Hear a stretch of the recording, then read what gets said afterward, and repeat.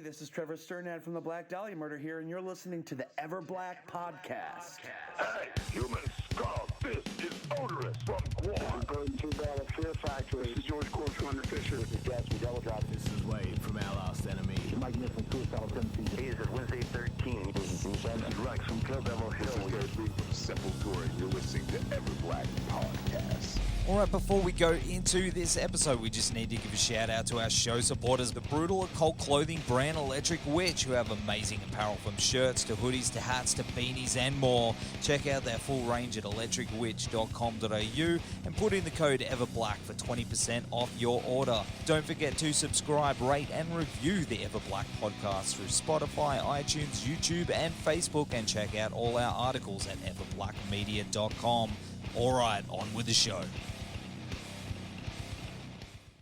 Hey, buddy, how are you? What's going on, dude? Hey, nothing much, man. How you doing? Yeah, good. Where are you? I'm in Nashville. I'm at Sean's house. Oh, so, cool. Yeah, we're all here. We've been rehearsing. We've been getting ready to do this live stream on Sunday, and we'll celebrate the album release on Friday. And so it's cool, man. It's nice to see your boys. You know, it's nice to hang. Yeah, dude, absolutely. Well, of course, Dale, thanks for joining us on the show. The new See the album. Let's see if I get this right. Si vis pacem parabellum. Yeah, it's pretty good. What I know about Latin is dangerous, so I think it's well said. It was close. Yeah, and that's out on August 28th, which is tomorrow. Will be today by the time this goes up. And I believe you guys got it done just in time, just before everything went crazy with the world. We did, yeah. We started recording in December of last year. We got the drum tracks down, and then we reconvened in January to finish it up. And we finished it like sort of, late February. And then, mixing and everything up into sort of early March. And yeah, man. And then this thing called coronavirus came out, and we didn't know what to think or what to expect, and it started getting worse and worse. And eventually, there were lockdowns, and we're like, guess we'll cancel the tour. Because I mean, we had tours lined up. We were supposed to be on the road right now. Man. So yeah, cancel all that. And it sucks, man. It sucks to have this album that you're really excited about, and you put all this work into, and you're really proud of, and then you get told, okay, well, you can't go and play this new music for people. You got to lock yourself at home and do that whole thing. So it's been frustrating. Oh, dude, I could imagine. I got so many mates in the industry that are really having a tough time right now. But yeah, everyone's doing the best they can. And part of the show as well, I mean, I've got some notes here in regards to it. The show you mentioned before, it's on August 31st. That's 5 a.m. here, but that's going to be absolutely worth it for everyone to get up early and check this out. Not only that, it's $20. Like, that's for basic. That's awesome. That's a local show. Or there's like your $55 one that includes a shirt with shipping. Or this is the one I recommend, $60. And part of that goes to crew fund, and that helps out crews and stuff like that, which I think is so important right now. It is. Yeah, man, these guys, your crew, you spend so much time together, you become such good friends, and it's almost like this little family that goes from town to town, and carnies going across, the country or the world or wherever you happen to be. So, we really care about these guys, and they've been having a hard time, because, us as the band, we fortunate enough to, have a little bit of money put away or money invested. So, we can, we'll be okay. I mean, we'd love to be out playing, but, we have enough to float us for a while. And, a lot of the crew guys, don't have that luxury. It's almost like a paycheck to paycheck situation for a lot of guys. And, we're so used to it being a case of like, okay, well, after this tour, this band's going out, I'll jump on with them. And, and there's always just another tour that you can get on. So it's hit that side of the industry, really hard as well. So yeah, if we can help the guys out a little bit until we can get back on the road. Who knows when that's going to be? I'm hoping sooner than later. I'm hoping that numbers here in the States are starting to fall, and I think it's a case of like a herd immunity thing that's starting to happen. A lot of people say, no, we need to wait for a vaccine, but I think if it just burns itself out, and runs out of hosts and reservoirs to contain itself, I think we'll be in decent shape. So, but everyone likes to be rather safe than sorry. So, absolutely. Who knows how long it's going to take? But man, I tell you, as soon as I'd be out now. Like if they would let us, all of us, we ready to play, man, and we're also not in a risk sort of a risk demographic. So I'm not worried for myself, but yeah, I mean, if they'd let us, we'd be out tomorrow. So as soon as they give us the okay, we're gonna be out there, we're gonna be playing, and just doing what we love, man. Just getting on stage and making noise. It's what you live for, It's that. It is. It's such a big part of your life, or our lives. Collectively as the guys in the band, we all are fans first of music, and then artists second. But just the love of music, the love of playing music and getting on stage, and it's such a big part of your life that when that's taken away from you, it really kind of throws you for a loop. It's a weird feel. It's kind of hard to explain, and then you realize how it helps you and how it kind of keeps your head on straight, and just how much it really means to you, and how much it really is part of your life. It's crazy. Oh man, we're doing it on smaller levels here. Like I got a show next week where it's because we don't have it as bad up here in Queensland where we are. So obviously we're still all the borders and stuff locked up, but we're doing shows where it's like a split show, small attendance, everyone's seated. Okay. Very different, very strange thing to experience. Right. Instead of people. Well, maybe we need to come to Australia and play some shows. Yeah, dude, you totally should. I would, man. There's so many people that would be, because when was it? 2018. Man, time's gotten away. 2018 was the last tour here for you guys. Yeah, our last show was like October, sort of mid to late October, I think, in 2018. And then we took a break. We said, okay, well, let's take a solid year. We'll work on the new album, get that all done. Then we'll hit the road again. And so by the time we do play, it's going to be probably 2+ years, and we've never taken that much time off. So it's been our break we were going to take, plus this lockdown break tacked on the end of that. So it's a long time to not tour, and it's amazing because we got together now. We're in Nashville. We're all staying at Sean's house, and we're rehearsing, for this live stream that we're going to do. And it's funny how you get rusty, man, when you haven't played a show in well over a year. Yeah, it's songs you played literally thousands of times. You start like second guessing, what's the bridging, and you're playing it, but you're like, you kind of have to think it. It's not just when you've been touring constantly, you don't even think about the songs. They just happen. Yeah. Like you can literally play them in your sleep. And now you have to kind of think about them again, which is the first time, for a lot of these songs, that it's felt like that. So it's kind of funny, but it's been fun jamming on the new stuff, man. It's, we love the new album, and we think there's a lot of great songs in there, a lot of cool riffs. So it's been awesome, man. Just to see the guys, just hang out and jam music together and stuff, and see the crew guys, and just fire up the grill at Sean's place and make a drink and hang out at night. It's been a treat, man. These guys are family. You miss them when you don't see each other. That sounds awesome to me, man. Just barbecues, beers, jamming, just having a good old time down there, man. And that's us, man. Like growing up in South Africa, culturally, it's obviously quite similar to Australia in a lot of ways. Yeah. Saturdays you watch cricket or rugby, and you make a big fire, and you burn some meat, and you drink all the beers, and so that's culturally that's what we do. Like I love I love being outside. I love firing up the grill, and you know, it's just it just reminds me of it's ingrained. You know, growing up in South Africa, it's kind of ingrained in you that we're gonna eat meat, we're gonna drink beer, and we're gonna watch rugby. Oh, dude.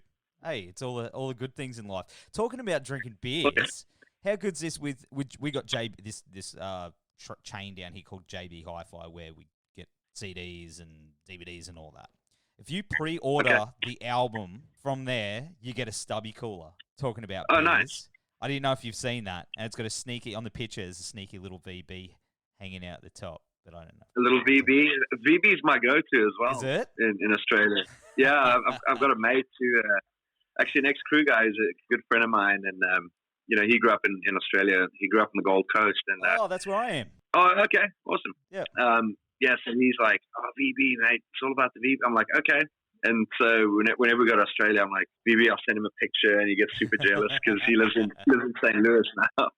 But yeah, old Scotty turned me on to the VBs, and it's good, man. I like cheap, horrible beer, so VB is right up my alley. Do you know what? I've been drinking this stuff called Wakachangi. It's from New Zealand. Okay. And it's cheap. If you can find it, man, it is like, it's amazing. It goes down so smooth, and it was like so cheap. I just bought it because I thought the label was funny. It's got like a dude fighting off a demon hamster with a spatula. And I was like, okay, I've got to go. Man, I buy it in bulk now. I love it. So VB, Wakachangi, they're my go-tos. Wakachangi. Look that up. That's not even a sponsor plug. I'll look that up. Yeah. Normally when we go to Australia, we, you know, since we're in the area, we normally go to New Zealand as well. So I'll definitely try and track some down when we're in that area again. Yeah, it's quite nice beer is their tagline, and it is. There you go. Hey, I'm going to put it out there. Send these guys some beers. They need some beers. Wakachangi. I don't know. They can't see me because this is a video, but you know. Yeah, I wonder if it's even available here. If it is, hook us up. Send them all the beers. All the beers. Yeah. Send us all the beers. Well, talking about, the album as well, and you've probably been jamming on a few new ones. I love Dead and Gone, the opening track. Man, it's heavy. It's got that groove. I'm all about that. And it seems like this album's a little bit heavier as well. Like, there's a few heavier tracks on it. Yeah, it is. You know, I think that, you know, when we came to the States, you know, as you're a baby band and, you know, everything the label says, it's yes sir, no sir. What do we do? Okay, you're going to work with this producer. All right. And then it's almost like the producer and the label would kind of get together and say, okay, we need to kind of dumb things down a little bit and, you know, take the edge off, you know, to make it a little bit more radio friendly and attempt to kind of tailor the style of the band. And I mean, we're always like a heavy band, you know, we loved heavy music and, you know, it's what we listened to. And, you know, I mean, amongst other things too, but it was definitely a big part of what the band was. And I feel like the label wants to turn into this radio band. So I feel like now that we've kind of been doing everything in-house, you know, Sean produced this album again, as well as the last one. So you don't have the producer trying to make things all shiny and pretty and, you know, take the edge off. And it's almost like old school garage days. Like, we can do exactly what we want. Our new label's great. You know, they like, hey, we believe in you guys. Just make the album and just play it for us when it's done. You know, we believe in you guys and we believe that you'll do a good job, kind of thing. So it's almost like those garage days. We can do whatever we want. We can get as angry or you know, Sean can scream as much, you know, and it doesn't really matter, you know. So it's been a lot of fun. It's been a lot of fun just doing it in house and making a heavy album, you know, just because it felt right and it you know, we had the leeway to do that. So well, I mean, that's I mean, you've got the catchy tunes, you have those radio hits, but man, like sometimes, I mean, you guys can be heavy when you really want to be, and I love that about you guys. You got those the light and dark, that contrast, and the latest single, Dangerous. That's perfect example of that, and the video clip to that as well is dark as fuck. Like, thank you. Yeah. It's really cool, and that again came from the lockdown. You know, we couldn't physically get in in a room together to make a video. So we went the animation route, and I'm kind of glad we did. And it's one cool thing about this lockdown has been it forces you to think outside the box. Yeah. Okay, what are we going to do? How can we, get around these, these obstacles? So that was definitely cool. And yeah, I mean, we've always been a heavy band, and it's funny because we've never sacrificed melody for the sake of being heavy. Melody has always been an important thing. Even if it's a heavy song, it's got to have that melodic aspect to it. But it's funny because you'll release your first album, and there'll be a bunch of heavy songs, and then there'll be maybe two or three or maybe four, kind of mellow songs.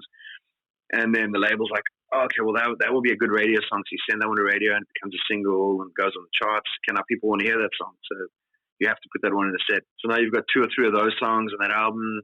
Then you bring out another album, and they're like, oh, let's pick the mellow songs for the sing. So before you know it, you've got 5-6 albums worth of, singles, which are not the heaviest songs because radio are a little reluctant to play those ones. And you have to play those singles because it's what people want to hear, what they come to the show to see and sing along. So by default, your set becomes more of the kind of middle of the road kind of songs, and you don't have much time to play like the really heavy stuff. Coming up with a set list becomes a bit more challenging because you have things that are expected, when people come to a show. So it's a little bit of juggling that goes into it. Do you ever just bust out just a full heavy set? Like just take all your heavy songs and you're like, you know what? We're just going to just jam on the heaviest of the heavy for this one. Do you ever do that? We haven't done that in a long time. It would actually be fun. Yeah, man. I don't know. I hope people wouldn't be pissed if we did, but yeah, I mean, I think it would be cool to do. We'll throw in stuff in the set, stuff that wasn't a single, something that's heavy, but that we just like playing, something that's fun for us, and hopefully if there's the real fans that know the sort of deep album cuts, you can tell them, this is awesome. So glad they played it.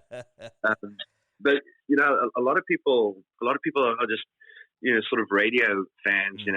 They might not even own an album, but they know some of the songs from the radio, and those are the kind of the ones they want to hear. So we have to try and cater a little bit to everybody. That's it. Oh no, it could be so difficult. But hey, man, I'd be there. I mean, I've seen you guys before, and you're amazing live. But thank you. I'd throw you all the dollars for just a set of just heavies, just to see you just pull out some deep cuts and just some brutal stuff. I mean, you've covered some heavy stuff before, what was it that Thrice cover you did of was it Black Honey as well? Yeah, man, I love that as well. Yeah, that's a great song. We've covered like Deftones. Yes. Change in the House of Flies, and it's doing covers is fun. I mean, again, we're fans first, so if there's something we love, you want to play it. It's fun to play. That Black Honey, that's a great song. It's a great band and great song. Yeah, man.